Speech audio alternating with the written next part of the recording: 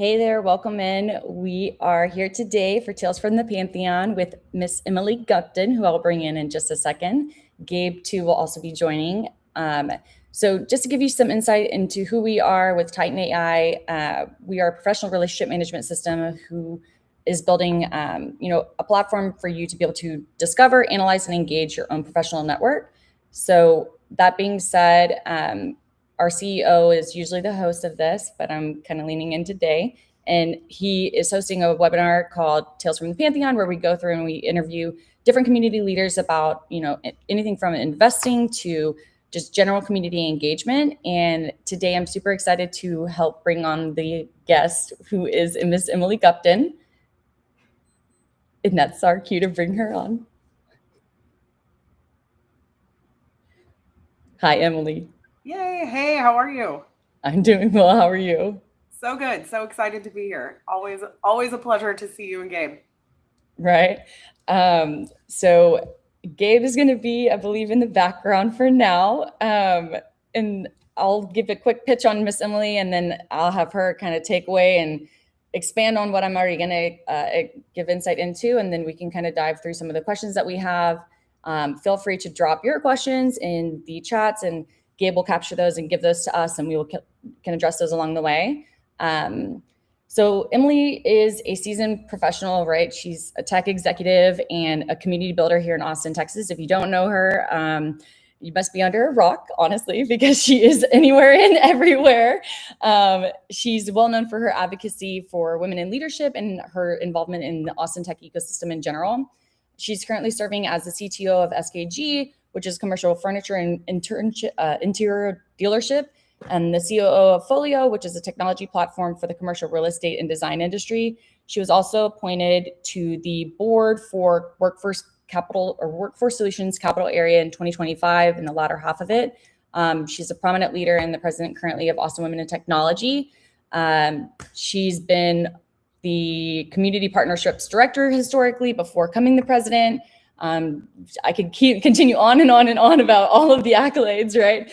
But again, like I said, I'll let Emily expand from there and give you a little bit more insight into who she is, what she does, and all the things. Emily, take it away. Yeah, awesome. Thank you for that intro. I feel like there are not many holes to fill there. But yeah, I'm super excited to be here. I love the technology and just community ecosystem of Austin. Like Brandy said, I'm CTO of a commercial furniture dealership here in Austin, and we serve most of Texas, called SKG. Really serving more in an internal space for our team with the marriage of technology and operations, our network infrastructure, hardware, software, all the fun things that keep our company moving and help us serve our customers. And then prior to that, helped build a sister company. Our technology platform is called Folio, serving the same group that we do here at SKG in terms of those service providers. So commercial furniture dealerships, architecture and design and real estate. Built a custom SaaS tool from the ground up about 4 years ago. And as a completely separate entity, we sell that across the country. And that is what really brought me deep into the technology ecosystem of Austin and how I joined Austin Women in Technology when I had never built technology before. So I found a lot of good advice, camaraderie, and people to really help me on that journey through building that community. And that is part of why I'm just so passionate about that and what I found in Austin. Prior to that, I served in the project management space in kind of the same area of commercial real estate and general construction. And then prior to that, I was in healthcare in outpatient radiology for about 8 years. So definitely made a lot of really big changes, but love where I landed and so excited to be here today to talk to y'all. Yeah, no, thank you for that. And so for context, if you don't know Emily, she is a gem of a human being, right? She will light up any room, and anybody that knows her knows exactly what I'm saying is true. And why I adore Emily is there's a long list of reasons, but just seeing her as a leader in the ecosystem and the strength of the partnerships and engagement with not only just her as an individual, but alongside Austin Women in Technology is something that I think is a very unique organization and potential for other organizations to mirror and gain insight into kind of like how y'all operate when it comes to partnerships, how people engage with y'all, like what the value is behind the ROI, and kind of going back and forth, like who you choose to be a partner with, right? Whether that be an organization or with conferences and summits, there's a lot of people that reach out to y'all. So just, or us, I mean, I'm part of the organization too, but just kind of shedding light into that. For context, the rest of the conversation is going to be partnerships, sponsorships, stakeholder management, executive presence. That's kind of where my head was at as we go through the conversation, but we'll tackle those along the way. So awesome. Sweet. And yeah, thank you, Brandy, for doing the quick intro there for Emily. And Emily, excited to have you on. I am going to be on the side because my images are still lagging a whole lot, but you guys can still see me, and the biggest thing is we can see Emily and her amazing face. And so that's all that really matters for this, because we are diving into her background, her career, her expertise, all of the magical lessons and fun that have been learned along the way, as you know, she's been a pivotal force in the Austin ecosystem. So, and also even outside of Austin, not just inside of the city that we all currently reside in, but really want to jump into, some of these questions. So, diving, first into, complex stakeholder environments, right? So, early in your career, you've worked across, healthcare, construction, technology. How have those environments really shaped how, you work with executives, sponsors, and really just cross-functional stakeholders in general today? Yeah, I think going back to previous spaces that I was in, working with high-powered stakeholders in an organization, whether it was like a physician or a company owner or an executive, whatever that looks like, being able to have those interactions and feeling confident in that, right?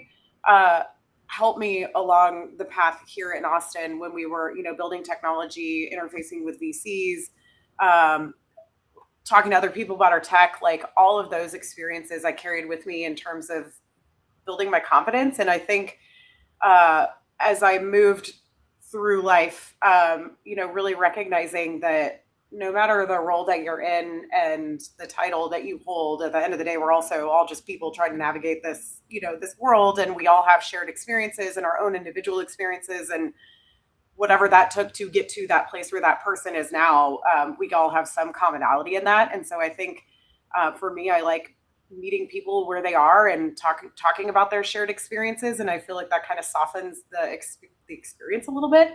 And, sitting where I do today, I recognize that with some of the younger folks, maybe coming out of school and stuff like that, like, oh, Emily's a CTO. Like, I'm like, cool. Yeah. But I'm also a person, and I played golf in college, and I love music, and I love to dance. And, so I think that that's like really helped me later on in my career, and just, but also understanding and learning how to show up and communicate to those stakeholders, right? Because for me, I'm operating 1,000 miles an hour all the time right now, and at this stage of my life. And so the ability to someone to give me that information, give me the high level, here are the things that you need to know to make this decision. I don't need 30 pages of information.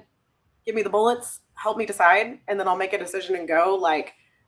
So, I think that for people that are navigating that, you just kind of learn that as you navigate through those conversations. And Gabe, I think I went way off the rails in terms of what you were even asking to begin with, but yeah. No, I think it's a really good, I guess, kind of segue into some of the other points that we're talking about as well. And I think also adding some of those, I guess, human elements in how you actually approach relationships, I think are extremely important. I think as we look at, community builders, but also executives, industry leaders, everything else, everybody approaches these situations in a lot of different ways.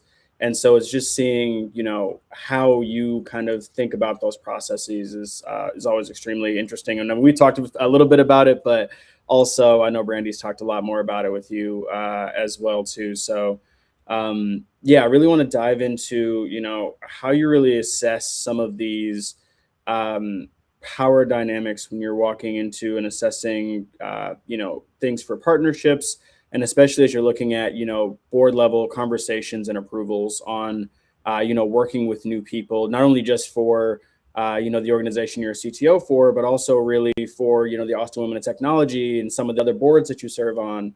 How do you really kind of assess those situations as you're walking in? Yeah, so I think we've got two things happening, right? And for us, so I'm going to talk about Austin Women in Technology in this context because that's where a lot of this happens for us as an organization. We have partnerships and sponsorships, and I think sometimes there is confusion about what those two things are. And this probably differs between the organizations. But for us, when we look at sponsorship, we're looking for organizations, companies, maybe individual stakeholders who want to come in and provide funding, in-kind donations, things like that to help us on our mission and also get exposed to our membership base. So for us, a sponsor is somehow you're supporting our organization through monetary or in-kind compensation to help us provide services to our members because we're a fully volunteer-run organization. We don't have executive staff or any staff, anything like that. When we look at partnerships, that's more, for me, organizations that align with our mission and values, support women in technology, women in leadership. I think this is maybe where our conversation will lead. Some of that is the finesse of like, what is that partnership? Mm-hmm. What can that organization do for AWT and our members, and what can we do for them? And so when approaching those conversations, I try to approach those with, I try to approach those more with, like a human element, right? Like, let's get to know each other. Tell me about you. Tell me what your organization's about. Like, let's figure out what you need, where you need support, where you maybe have gaps. Let me tell you a little bit about AWT, like what we provide for our members. How can we make that balance? And what does that look like? And it could be as simple as like we share and promote each other's events, all the way to we're doing full-blown partnered events. Like we're going to provide some resources. You're going to provide some. We're going to promote this all over creation.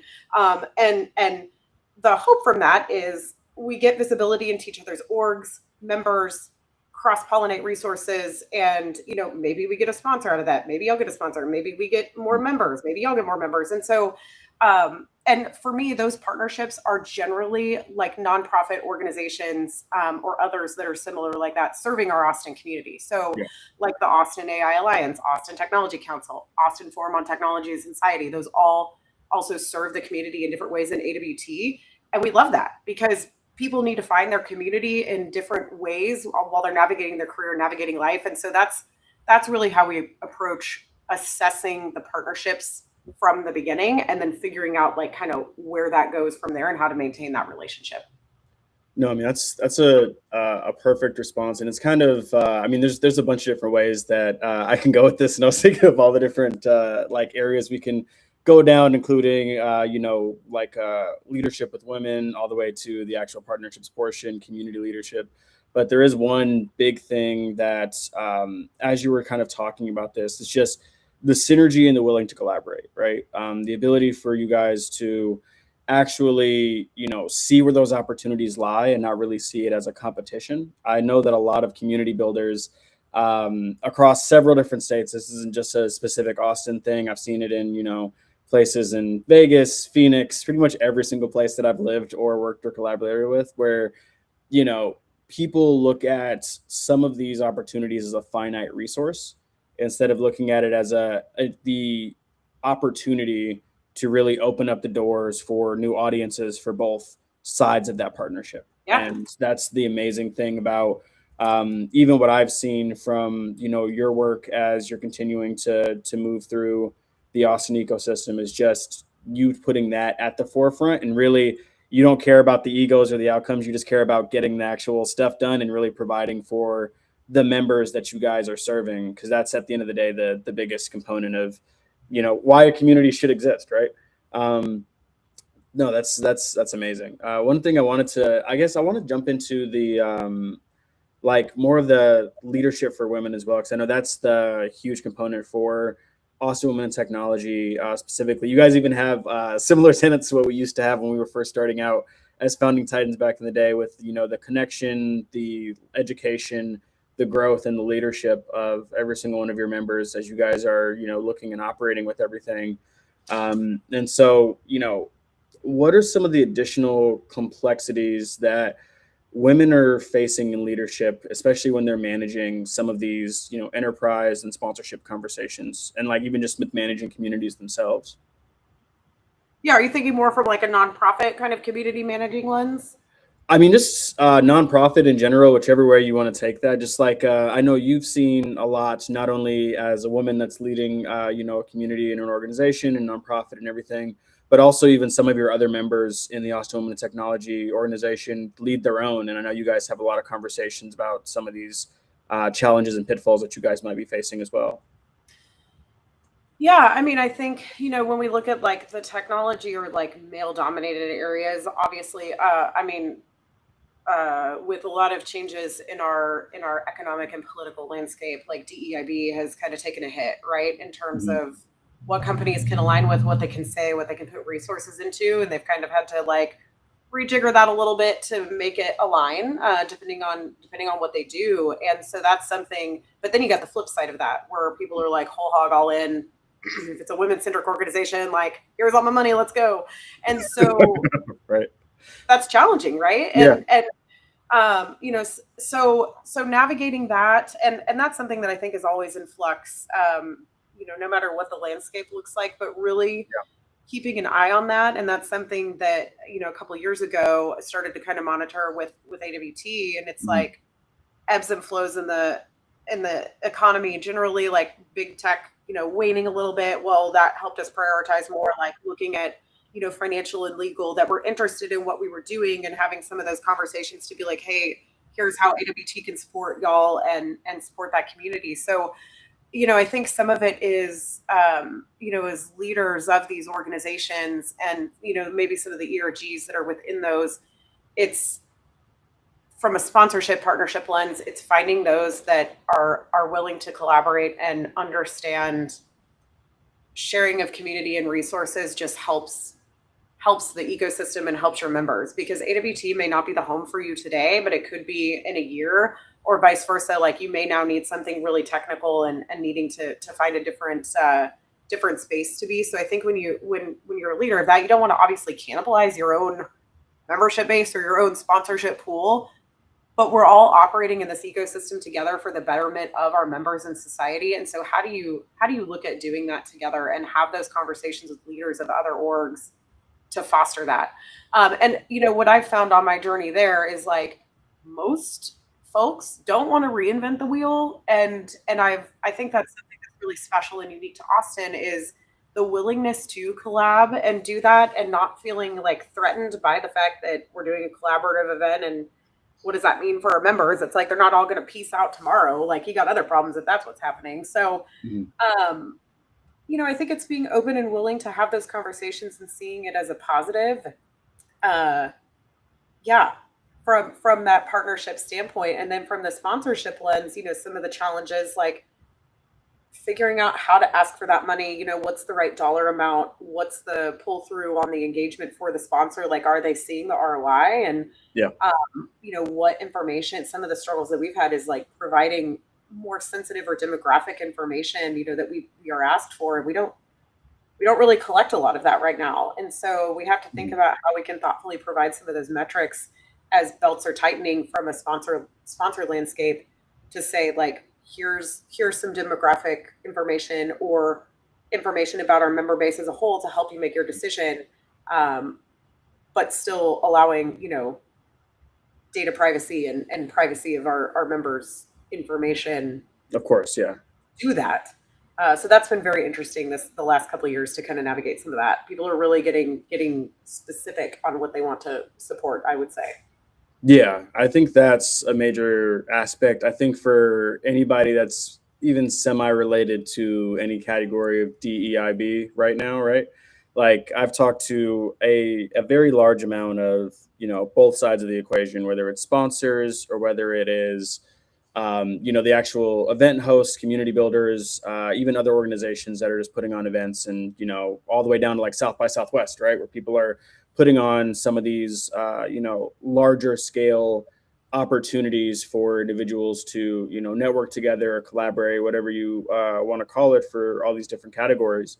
And it's the shift is there, and I think it's definitely, like you said, from an economic perspective, I think it's definitely a pulse check on just the United States in general, and kind of where everybody's heads have kind of moved, especially for a lot of corporations. It's really interesting seeing the landscape kind of ebb and flow and shift, and where people are doubling down versus not in some of those different categories. Because also DEIB is very broad, right? It can basically go into pretty much every single subsection, and I've been keeping a very close eye on it because we're building our sponsorship portion of Titan AI. And even as you were talking about the demographic information, right? There's actually something I literally just built out into our system like this week, which is awesome. Yeah. So we've got that for the communities as well as for the like events and sponsors themselves, so they can actually see some of that demographic data without and provide that to sponsors without like giving out the actual names and email addresses of which person is associated with maybe that bucket or category or whatever it is. And so the question that I would have following that is like, how do you really evaluate the funding or partnership opportunities and how they really align with your values and your long-term goals based off of what they're providing you with their perspective on what they need?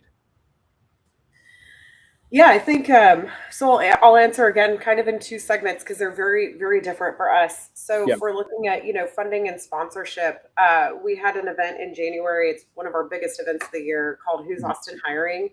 And we had a combination of sponsor partners, like community partners, and come in that were everything from like recruiting firms to corporate that was hiring. We had Workforce Solutions Capital Area there. They provide upskilling, reskilling, other hiring resources for the Austin community. We had the Association for Talent Development Austin there. And then our sponsor was WGU, Western Governors University. And their team is so incredibly passionate about providing equitable opportunity for women around education, career development, all that. And so they just align so strongly with what we want to provide the female leadership and technology community in Austin that it was like a no-brainer. And and when they got up and spoke during our event, talking a little bit about WGU and what they do and their initiatives, I mean, it was just bang on with what we want to provide to the Austin community. And so, when we're assessing those and the sponsors that come forward to say, hey, we'd love to get involved, it's really like, what are your goals in partnering with Austin Women in Technology? Like, what are you doing to support women in your organization? Are we aligned? And I would say most of the time we find yes. Mm-hmm. And, occasionally we'll do some kind of like due diligence to do a little research about the company, about the leaders. And, but it's, for us, it's orgs that very much want to hire female talent within their organizations or uplift that and provide educational resources, upskilling, reskilling, that kind of thing. And, we've had some interesting, but everything is like technology powered these days, right? Like Heather Gutfeller, a couple presidents ago, she would say that all the time. Every company is a technology company because it's just proliferative, whether you're a SaaS building company or a service provider like us, you got to figure it out. And so I think that's allowed us to like broaden our pool a little bit in terms of our member base, do not have to be technical for us. And so that's kind of how we approach that. So we've had legal entities that have come in as really great, incredible sponsors because they're passionate about women in technology. They like serve technology clients. They're like, how do we help serve the female base and get them educated on the legal things that they need to be thinking about for stock options and like all this stuff. And so, it's really just making sure that there's that aligned mission, and then what can we provide and how engaged do they want to be with our community? And then making sure we kind of follow through with that. No, that's amazing. Especially, I think the educational resources that are provided to the actual organizations, I think is one of the unique things that I haven't seen as much as I would like for a lot of the women organizations, especially like centered around technology. So it's really amazing that you guys are providing that extra support to them, because it's not just a, hey, let's meet this quota of we want to have XYZ women or whatever it is, but it's also, upskilling them and making sure that they're able to, really thrive in those organizations and changing the company culture, especially like when you mentioned every organization being centered around women, right? Like, or not centered around women, I mean, centered around technology. Like, there are some older industries that, you know, we can all name that are more male dominated, I think, than even the technology industries or spaces are. Sure. And so, you know, getting women into those areas where technology is becoming a lot more prevalent, like even one of the companies I do consulting on the side, and I have a pressure washing company that I work with, right? Like, doing a lot of technology for them, updating their websites, all of those different aspects. Like, you know, having more women in STEM that are working on some of those different aspects of like getting people set up with these new CRMs that are available, getting them set up with some of the AI technologies to, you know, streamline some of the automations that, you know, tedious tasks that nobody really wants to do, but somebody needs to be able to set it up and maintain those aspects, I think are some of the newer jobs that we're seeing that are kind of enter the market, especially over the last 5 years. And so, you know, it's a great opportunity for women to actually enter that market, where those opportunities weren't as prevalent as they probably should have been. I think we can all agree with over the last, like, you know, 50 plus years. And I say plus with a very strong plus, but like, no, it's really great that you guys are providing some of those additional opportunities outside of just the general networking that you might see with some other organizations. And I think that's also inspiring for other communities as well in a, okay, how do we, you know, provide additional value other than just an attendee list for an Yeah. event. And there are so many organizations doing great things out there that and companies and things like that. So it's like, how do you even get that information downstream to your members? And Yeah. that's really where our partnerships lens came from, is like, we don't want to reinvent the wheel. Like, how do we just partner and provide visibility? And it takes work, right? Like, we have a community calendar that Hannah Boozy Cruz and her partnerships team on our board, like, they spend time updating that calendar to make sure our members have visibility to those events, but people use it, which is great. Like, that's the whole point. And you know, we've talked ad nauseum about how to automate that in a bunch of different buckets, but we're not quite there yet. So yeah, it's just being able to provide that, you know, for our members and hopefully help them along their journey is great. Good feels. Yeah, no, I absolutely love it. And this is probably a unique question, and take this however you want. But is how do you, or have you had to go about saying no to an organization because they don't necessarily align or anything like that? And if you have had to say no, you know, how do you basically position that without, you know, burning any, I guess, bridges or bad press on you guys for anything there, right? Like, has there, because I mean, there also could be you haven't had anybody where they've had any issues, but don't know if you've experienced that or not. I know I have personally, so I don't know if you've seen that on your end. Uh, you know, I think that we've had some instances where we haven't had to like directly say no, but we've had to kind of figure out what um, some of them have centered around what's legal in different places. Gotcha. And been approached by some orgs that are technology powering some things related to that, which is great. And you know, being approached by some of that, I think it's more, we love that you maybe want to sponsor and provide money and compensation. Could we look at something maybe from a partnerships lens, or just have you guys as proxy be members in our org and see if you can hire some folks to come do development on your platform, when we can't directly like list a logo or something like that on our site, or just need to be careful from the landscape and how we present in that manner. You know, especially like we political things, stuff like that. Like, we are, like, that's an area that we don't play in directly. And so, you know, but for like League of Women Voters of Texas, you know, we've promoted their voters guide and things like that to help get voting resources in the hands of women and other people in our organization. And we're all for that. So I think, you know, and that's if something maybe we're excited about it, but it doesn't quite align with, or something that we feel that we can comfortably like promote outwardly to the community in that manner. If it's something that just like straight up is a non-starter for us, I think it's just being honest with, this just doesn't align with our member base, and we appreciate the support and the shout out, and happy to have you in the Austin community, but this just isn't an area that we feel alignment at this time, and here's why. And I think just being forward and honest about that, because we also want it to be valuable for that sponsor or that partner. And if that alignment isn't there, or we feel that there's like not value there, I think just talking that out and being honest about it, and then going from there is the best route. Because otherwise they don't know what they don't know. Yeah, no, I 100% agree with that. And it's like it's the lens of like what the organization, mission, vision, all the way down to, what are we focused on right now in certain aspects. Like it could be different for every organization. I know for other people listening into this, they will definitely have at least one moment. So it's good to provide insight for them of, okay, sometimes it's okay just to say no.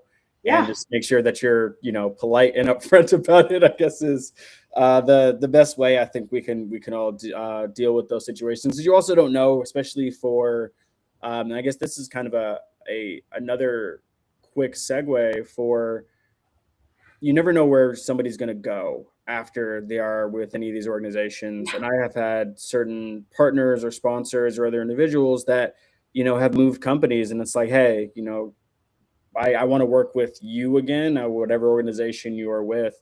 And so how do you view your network in some of those regards for not only offering support, but also receiving support within, the larger network that you've kind of built for yourself, or even the organization has built kind of within the community? Yeah, for AWT, we've had a couple of those instances where, our main sponsor contact has left company A and they go over to company B. And then a couple months later, they come out of the woodwork and they're like, hey, I'm really passionate about what y'all do. I still want to partner. We'd love to engage and be a sponsor, or whatever that looks like. And that's always really exciting because, at the end of the day, a lot of that is people in relationship building. And, they could be passionate about AWT and what we provide, but it's also allowing our board and our sponsorship team and our members to really build relationships and show value to those people. Because at the end of the day, I believe very strongly in the people aspect and relationship aspect of business, and, managing those relationships for Austin women in technology. So we've definitely seen that movement, which is always really exciting. It's heartwarming, and it makes me excited when that happens. And, thinking about just kind of like broader network, for those of y'all that know me, Brandy and Gabe, obviously, yes. But I have a weird affinity for people. I love people. I love knowing what people do. And my favorite thing in the world is being able to like introduce people to other people that might help them on their journey, because I've been so blessed to know so many wonderful human beings that have either provided me opportunity, made an introduction, or done something that has like radically changed my life. And I hope to provide that for others. And, so if I think about that related to my network, whether it's AWT or not, how just building and maintaining those relationships and checking in on people and asking how you can help them is, I think, effective. And being sincere about that. And I think a lot of people are, but maybe don't know how to necessarily approach the, like, what can I do for you, and the follow through. But yeah, I think that relationship aspect is important, whether it's work, personal, professional, whatever community that you live in. Building those little nuggets and carrying those along is important as you move through your journey. 100%. And I mean, you already know me. I'm very, very big on warm introductions, and so is Brandy in regard to, I mean, hell, we built out an entire warm intro system that is in the platform that we've got now too. So I think it's something that is so mystical, magical, fun, but also sometimes difficult when you're like creating a lot of those warm introductions, especially when you're leading a community, because I know you're also probably having a lot of people that, might need support. I mean, especially with the current, economy and setup and a lot of the layoffs and things happening, like there's a lot of things that are in flux, And so, how do you balance, maintaining those relationships, but also knowing you can't really serve everybody. Like you can't give everybody a lot of these warm introductions. Like how are you, balancing that, especially alongside your personal network and the company that you work for and the organizations that you run and are on boards for. Like you're as active as I am. I know you're even more active than I am. So I know I struggle with that sometimes as well. And I think a lot of other community builders do, from just everybody that I've spoken with over the years. Yeah, I've had a lot of conversations about this topic, and I don't know that there is like a magical answer that I'm going to give, but I'm happy to provide some insights. I think recognizing that the boundaries, like work ebbs and flows, commitments to community and all that. Like right now, we're in a very, very heavy change management cycle at work with our team, and growing and expanding, which is always exciting. But in terms of workload bandwidth, that has gone from that is super heavy in my world right now today in this moment, and which is great, and it ebbs and flows. And so for me, it's being open with that with my team, and then like our board and my friends and stuff like that. Like, hey, got a lot going on for a couple of weeks. Like with work, I need a hot minute. And I think for people that ask for coffees, ask for dinners, whatever that looks like, that I haven't engaged with before. It's either like scheduling them in a space. Maybe it's a virtual meeting that I have to do and be like, I'd love to meet for coffee, in the summer, but like right now, let's do a virtual call. And protecting that space for yourself so you can show up as your best self is important, and sometimes challenging to do. Like I fail at that constantly. Like I love people and I want to help everyone, and I sometimes have to be reminded that I need to take a beat for myself. So I think that's a challenge, and it's a challenge that a lot of folks face. If I think about maintaining relationships and staying connected, I really do try to like check on people and see people at events, and send little texts and nuggets here and there to check on people. And I've actually started. I have like really awesome automated like CRM experience that's connected to my my personal website and my personal like professional email, where I can like start to categorize some of these things. And that's actually helped me a lot. Remember folks that I may have met like 18 months ago that I see again, and I'm like, oh gosh, like we connected, but like that was a really long time ago. My brain is really full. And so I've made some of my own kind of like little methods in technology land to help me remember some of that. And I keep saying, and I said this on a panel a couple weeks ago, I want AR glasses only so it can tell me who I'm talking to when I'm in a room. It's like my Devil Wears Prada little secret whisperer person to be like, oh, this is this person over here, and this is what they do in life, and that would be so cool. But privacy. So happy to dialogue on this also. Like this is a really interesting topic, and I love everybody's perspectives on the like how to manage the relationships and the volume of information. So that's something, one of the things that we're actually, even doing with the Titan platform, right? It's like exactly that. So I definitely want to see your current process to see like, okay, what, and then this is just a side thing, honestly. Like I'm very, very curious of like, how, like what information are you grabbing? Like, how is it pinging you, stuff like that? Cause like I built out, I had the exact same issue. Like it literally pissed me off so much that I created an entire company around it. Literally. I love it. I'm so excited to use it. That was one of the biggest components, and the biggest thing is like the privacy information. Like, okay, like data relevancy, how much are people willing to provide? Because there's just a crazy statistic that I learned where 71% of people will sacrifice their privacy for ease of use. Literally, but also I think I think about it all the time. When I first read that, I was like, that can't be true. And then I was like, wait a minute, like I give LinkedIn all my data. I give my text messages. I haven't read a terms and conditions since the 6th grade, right? Like I don't know what anything is anymore. And in the age of AI, everybody is reading everything, and that's just a whole separate panel. We both had conversations and panels around just the AI conversations alone, and a lot of different subcategories. But I would say the biggest thing that I've seen, and I'll even for, I mean, tell Brandy chiming in on this one too, but I think like the I do a very high volume and I track it decently, kind of like I know for South by I do at least 400 intros. The only reason I know it's over 400 is because I literally see my text message count and my LinkedIn count, and that's not even counting all of the people that I talk to in person. That is just the minimum within a 7 day period.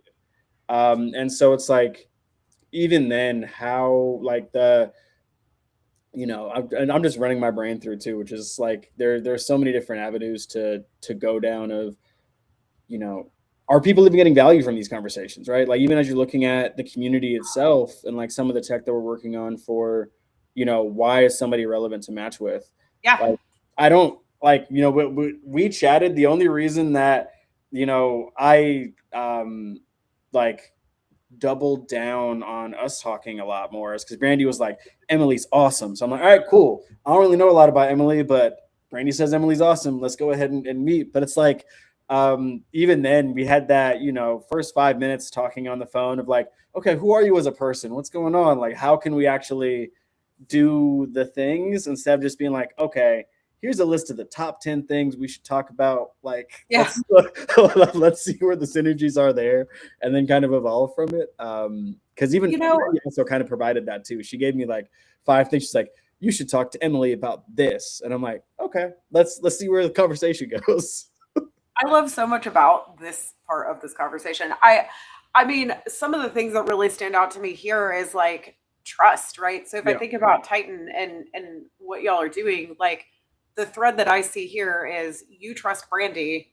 Brandy's like, Emily's cool, and you trust her to make a cool intro, and then we connected and hit it off. I would say, like, right? Yeah. We've seen each other at events and done all of the things, and so I think some of that comes down to like trust, but also Brandy like finding those threads and understanding like what could Emily maybe do for you or vice versa, or like how can we make community great together? Like that's something that bonds us. And so if I think about, technology or something to support that, like innately technology, your trust in technology, maybe like people will give an insane amount of information to a piece of technology, but like, how do you make it in a way that you can build and provide those meaningful connections for people? And I think that's part of what I love so much about warm introductions and really being thoughtful about, connecting the people that you're connecting, because you as a human being can like see those commonalities and those threads of where somebody will connect and synergize. And otherwise they, number one, may never like collided or said hello to each other. Or number two, they may not figure out how to like make that connection appear. And so I think some of it is like helping along. And I've had some incredible stories. And if anybody is listening to this and like has had success where I've given them an introduction to somebody, I would want nothing more than to know that you found a friend, a mentor, a job, whatever, because it's a lot of like investment in the good of humankind and others to like push along these intros. And I love nothing more than that, but it's great when you come back and you're like, hey, Emily, that person and I had somebody do this actually, it was somebody that I met through Austin Women in Technology, and they were like a media and film company. They were doing some pro bono work for us a long time ago. And I gave them an intro to somebody who ended up like executing this massive agreement with them. And he like, I don't know, 9 months after I did this intro, and he shot me an email and was like, hey, by the way, this was amazing, and this is the outcome. And I was like, that was the best email I got like all month. It was incredible. Yeah. And so, I love this part of the conversation.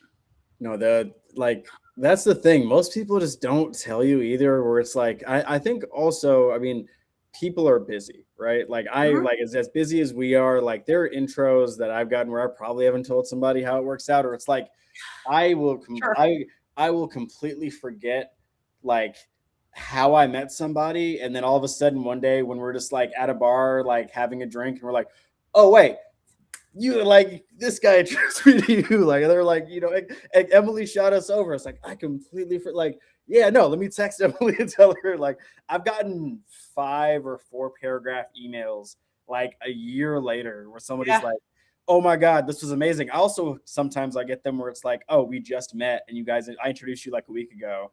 you guys finally talked and like, okay, this aligns.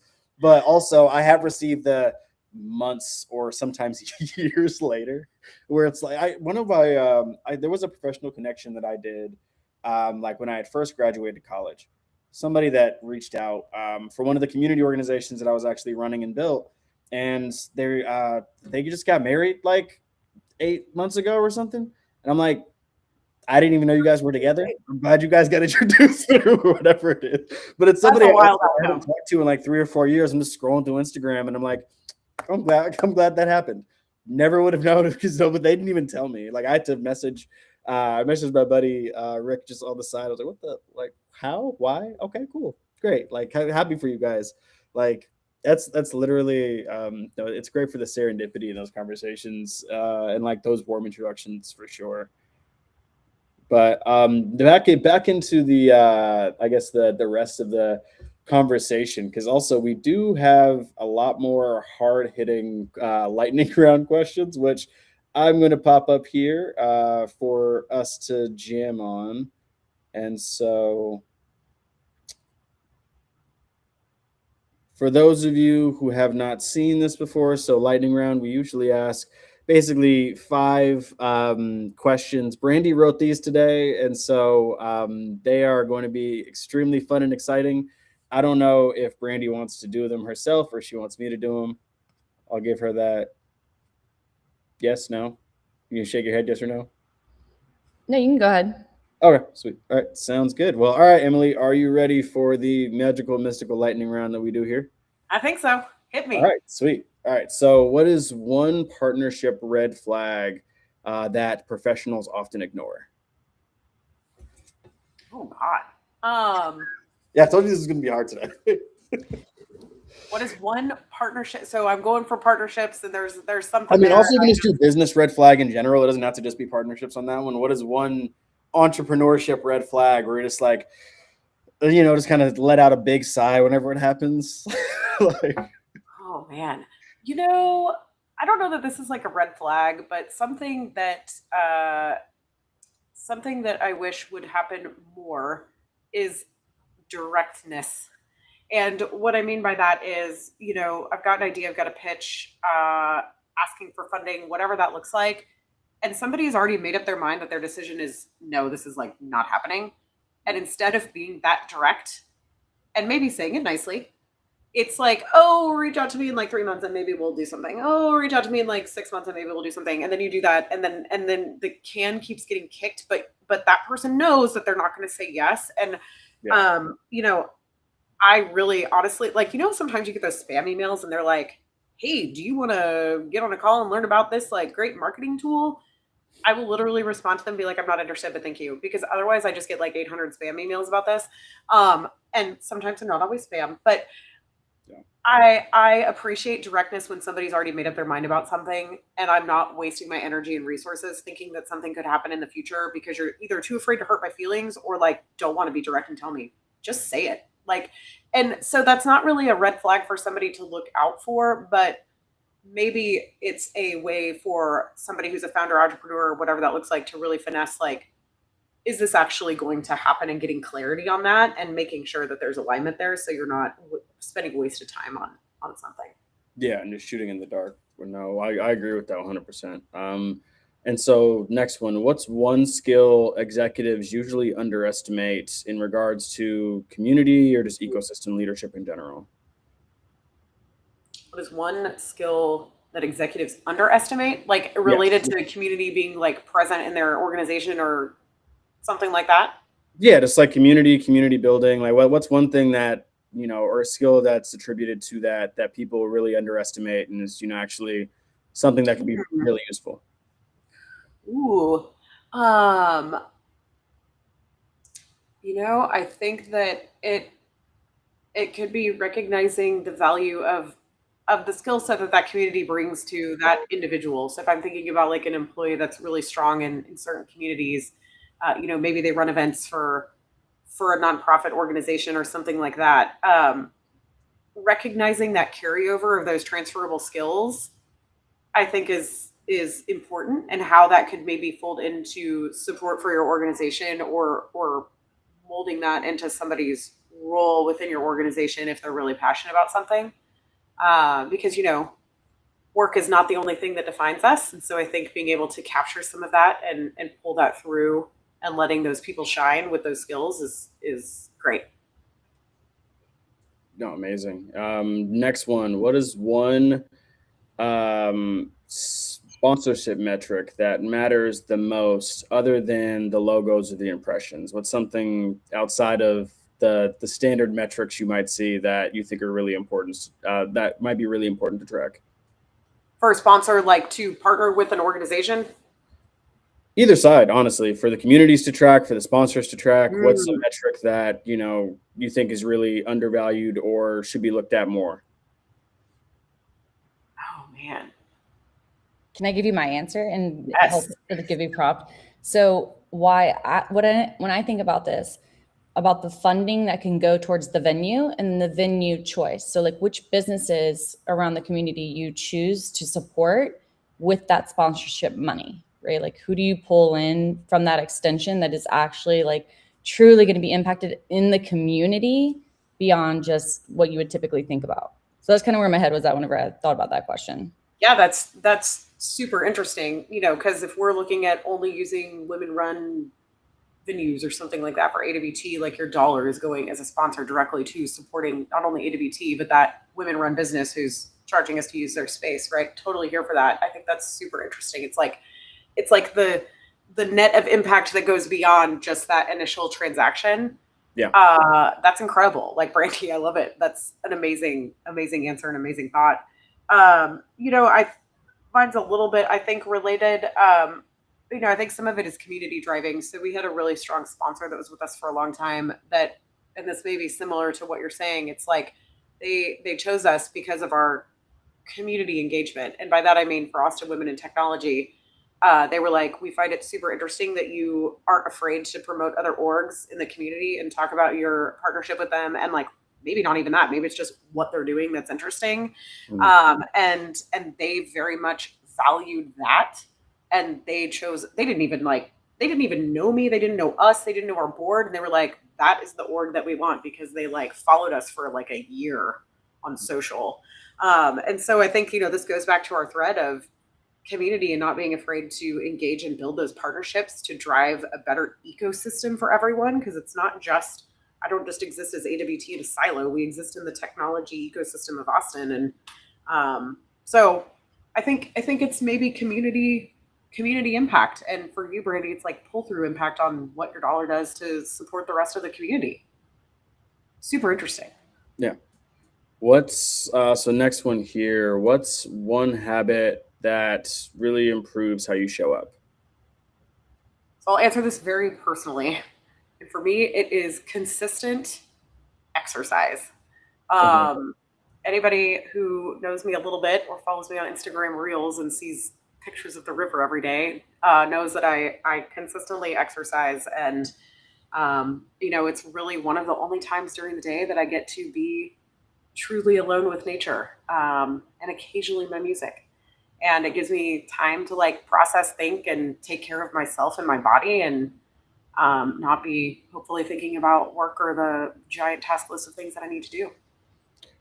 I felt that on a spiritual level, except for I do not like going on long nature walks. Brandy knows this about me. I detest the outdoors and also love it for looking at it in its majesty. But if you have to make me walk or go camping, I'll do glamping for one day.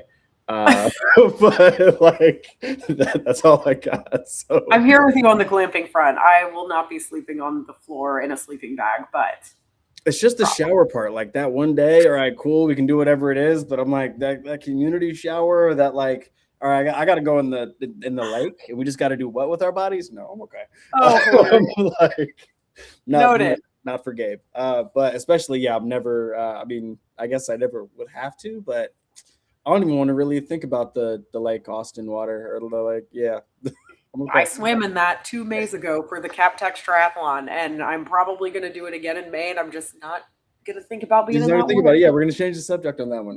But the next question is, what's one misconception about working with, you know, boards, sponsors, enterprise partners, whatever it is that a lot of people have that's kind of misplaced.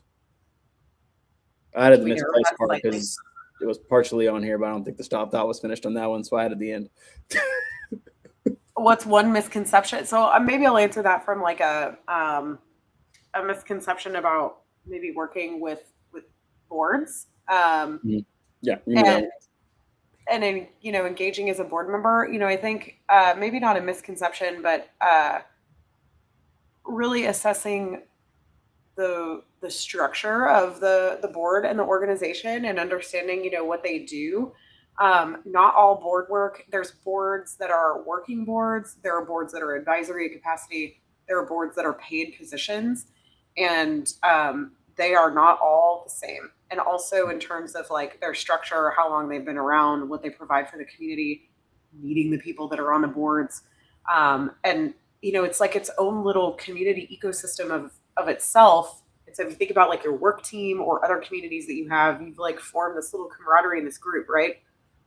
Boards are the same. They're like a community of human beings trying to do something together. And so, you know, I think it's like, oh, great, I'm on a board, but like getting clear on what that means as you are assessing what your goals are in joining the board, I think is not necessarily a misconception, but something that for those of you that are not maybe board engaged right now, but looking to get involved, maybe spend some time volunteering with those communities before you really commit or apply, and get clear on what your goals are and what you want out of that engagement. No, that's awesome. And I do have one surprise question, which you guys thought I was going to do this, but I will. There was a question in the chat that Brandy said from Q that I think would be really good to place it here. So, what do you think most leaders misunderstand about building a sustainable community? What do I think most leaders misunderstand about building a sustainable community? Woof. So, um, oh man. I mean, if I had to answer with my gut reaction, I think it's going to be like time commitment, Yeah. time and resources. And I've seen this in so many different capacities.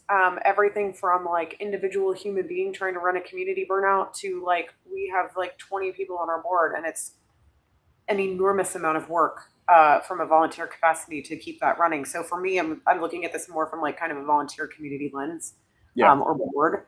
But I think it's that. I think it's the recognition of time, resources, and how to balance that with all the other things that you have in life is challenging until you really get in it, and then recognizing when you like need to ask for help. Mm. I'd No, love y'all's opinions on that also. No, I didn't honestly expect you to say that. So let's go ahead. And I don't know if Brandy's got one, but I know for me, I would say the one thing that I think that, you know, community leaders or just leaders in general really misunderstand about building the communities. I think, like you said, the time commitment and the resources I think play into it really, but it's just the amount of like work and engagement. Like you can't just pop up and do an event really like, you know, once a month or whatever it is. And like, you can call it a community or an organization and like, you can do all the right things, but at the end of the day, like there's a difference between just popping out, saying hi, you know, sparingly, or just having a Slack channel that you never engage in or whatever it is, versus okay, our members are actually engaging with each other. They're collaborating with each other. They're having conversations. They're doing anything other than, you know, what you would equate to a high school reunion, I would say. Yeah. Where it's like hey, we're all here. We all got to see each other. All right, catch you again, or I see you in 10 years or 5 years or whatever it is, right? Like the actual putting in the effort to, you know, facilitate or create the space that fosters some semblance of engagement outside of that quick promotion. And that even leads to, because a lot of people will create communities, just like sponsor their businesses or do whatever it is, or like highlight what they're really focused on. And they don't really look at, okay, but what's the value that anybody is getting for being a part of what I have created? So Yeah. that's my thing. I don't know if Brandy's got one that she wants to toss in for this one. Yeah, I mean, it's pretty much the same echo to that. It's the intentional engagement of your members, knowing how to, I like to call it basket weaving, right? Like basket weave them together to where whenever things do surface, that they're championed along the way, right? Like you celebrate your wins, you celebrate the camaraderie, you celebrate the partnerships, and then you just build that culture as a unit. I coach, right? So like I always say, hey, I don't need you showing up to the wrong field with your practice jersey on game day. Like I need you to just get it together, right? But if you don't know who your players are, how to put them on the field, and you don't communicate like what's going on, of course they're going to be distorted. And then you have to think about the ROI behind what the price behind the membership is, right? Like, is it a fee that's associated with that membership? Okay, what are they getting along the way? And then how are you engaging them whenever they do? I'm very passionate about like candidate engagement, member engagement, because we're people at the end of the day, right? Like things are always going to ebb and flow, and people are going to move through different cities. They're going to move through different companies. And so when you do that, how do you support them with grace and kindness, whether it be by industry, by, awesome women in technology, with us being like a certain bracket, but like also just very intertwined within the community. So that's me. 100%. And so don't pay attention to my face at all, but we are at time because I'm still lagging out. Honestly, I'm just going to turn off my camera for this part because I want to do all of the amazing things for promoting Emily and all of the amazing organizations that, she works with. Actually, I'm going to go ahead and hi camera, keep audio. Let's see, does that do anything? Okay, that did do something. Can you guys still hear me? Yes. Fantastic. Love it. All right. Because I'm lacking still. So what is it called? Want to make sure that, we highlight the Austin Women in Technology. So Emily, if you want to give us some quick, brief context again towards the end of this on, what you guys do, what you're about, and would love to, provide some more context to the audience on this before we wrap. Yeah, for sure. So Austin Women in Technology, shorthand AWT, been around for a long time, over 20 years in Austin. And our 4 pillars are connect, grow, learn, and lead. So we really want women in technology or transitioning into the tech space, whether that's in marketing, design, sales, recruitment, technical developers, anything. Everything is powered by technology, right? So we invite you to come to one of our events. We have monthly events. Become a member. It's $80 a year. And that gets you access to all of our AWT events and our Slack channel and some swag. You can also come to most of our events without being a member, but really come find in your community, your network. We have a mentorship program, and just love the Austin community and helping women find their space. So we'd love to have you. And also allies. We need allies. Yes, Don't be shy. 100%. That is another big thing. Yeah, like men can be involved and help out with things, and just because there are organizations that have women in the title does not mean you cannot support or be an advocate or other things. As I have told many men and will continue to say until the end of time, because some people get intimidated by seeing the women title. I don't know why. But let's also go ahead and shout out Emily again really quick here. So this is Emily's LinkedIn. And want to make sure that you guys are able to use this QR code. Find her at Emily, I think that's a dash. Is that dash, right? Gupton, like on LinkedIn for the sub tag there. And so, make sure that you connect with her. But wait, there's more. You can also go ahead and find her at EmilyKGupton.com. Woo woo. Shout out if you want to tell people a little bit more about what they'll find from your amazing and magical website. Yeah, I do a lot of speaking and things like that. So really, this is a space just to kind of see my CV, what I'm up to in the community, boards and other engagements that I'm involved in. You can sign up for a very infrequent newsletter, occasionally write things and push them out. But yeah, would love to connect. And if anybody's looking for speakers or want to be connected to our AWT community for speakers, moderators, stage hosts, things like that, we've got a really good community of women in all facets of life that can support anybody looking for that throughout the year as we get closer to South by, which I'm super excited for. And you are also a part of an amazing company. If you want to give a quick, brief information on what you guys are doing over at SKG. Yeah, so we are a commercial furniture and interiors dealership. We're headquartered in Austin, and we just expanded into Houston. We're major aligned with the company All Steel, the brand All Steel, and all of the brands that fit under that umbrella. But whether you're in education, healthcare, corporate, government, we can service any commercial entity and help them with the things that fill up their workspace. So would love to connect, but would connect you to our awesome sales team and design team if anybody needs support in Austin, Houston, or San Antonio. Woo, woo. Love to hear it. And also want to give our quick shout outs for, once again, Awesome Technology. I want to highlight this one last time so you guys actually see it. Sign up, use all the things. You can see the URL once again. And make sure that you follow the big, the beautiful, the brave Titan AI on YouTube, as well as, so it's just Titan AI for the tag there. On TikTok, we are titan.ai. So definitely find us on TikTok. We're going to start posting more things on TikTok. It is very bare and empty right now, but there will be things. So follow so you can see all the amazing videos that Brandy and I will be creating, as well as the rest of the team. And Twitter, Instagram, not Twitter, is Titan AI. So go ahead, find us on there. And last but not least, the infamous Titan.ai.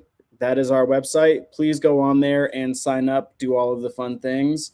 We have a lot of really amazing features, from creating the warm introductions, like we said, creating your own communities, that engagement piece that we talked about.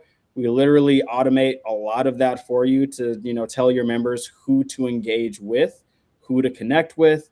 All of that stuff takes a lot of the guesswork right out of it for you. As well as then once they're connected, they can also manage those actual relationships inside of the platform we've built as well.